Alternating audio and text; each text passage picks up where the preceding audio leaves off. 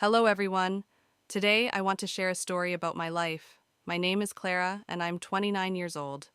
I've been married for 4 years, and today I want to share my story, a story filled with love, pain, and regret.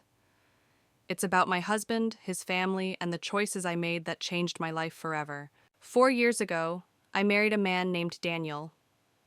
At the time, I thought he was the love of my life. Daniel was charming, kind, and full of promises. He told me he would always protect me, make me happy, and stand by my side no matter what. I believed him. I was young, hopeful, and eager to start a new chapter in my life. My family adored Daniel. They said he came from a good family, had a stable job, and would be a perfect partner for me. So when he proposed, I said yes, without hesitation. The first few months of our marriage were like a dream. Daniel was attentive and loving. He would surprise me with little gifts, take me out on romantic dates, and tell me how lucky he was to have me as his wife. But slowly, things began to change, and Daniel started to become distant. He stopped asking about my day, stopped listening to my thoughts, and stopped caring about my feelings. Whenever I tried to talk to him, he would say, "Clara, stop overthinking. You have a good life. Be grateful."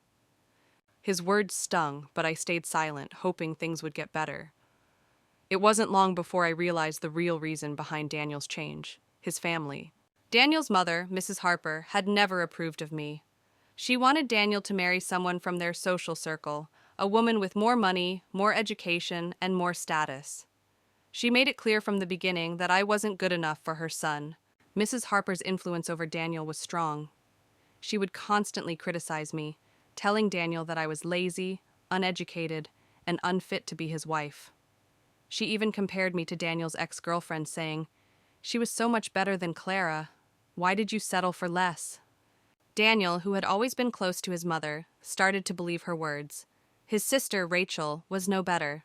She would mock me in front of the family, saying things like, "Clara, why don't you try harder?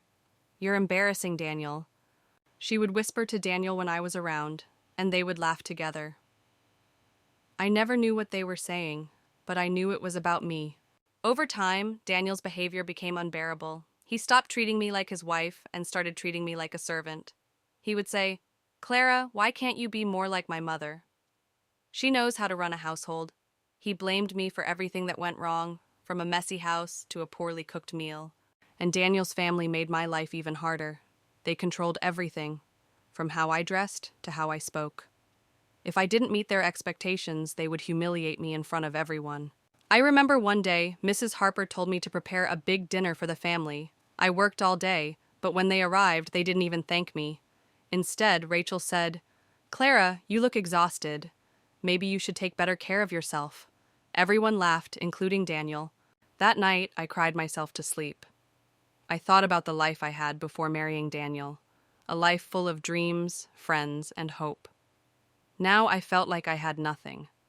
I was trapped in a marriage where I wasn't respected or loved. I tried to talk to Daniel many times. I told him how unhappy I was and how his family's behavior was hurting me. But he didn't care. He would say, "Clara, my family is everything to me. You need to learn to live with them."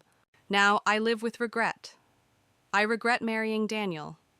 I regret believing his promises. I regret thinking his family would ever accept me. I feel trapped, afraid to leave because of what people might say, but also afraid to stay in a marriage where I'm not valued. This is my story.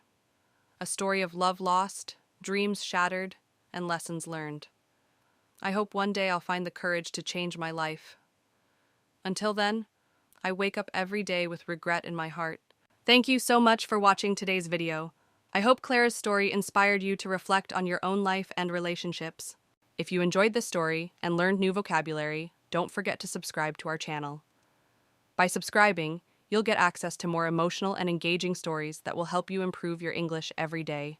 Share this video with your friends who are also learning English, and let's grow this community together. Remember, every story is a new opportunity to learn, grow, and connect. See you in the next video.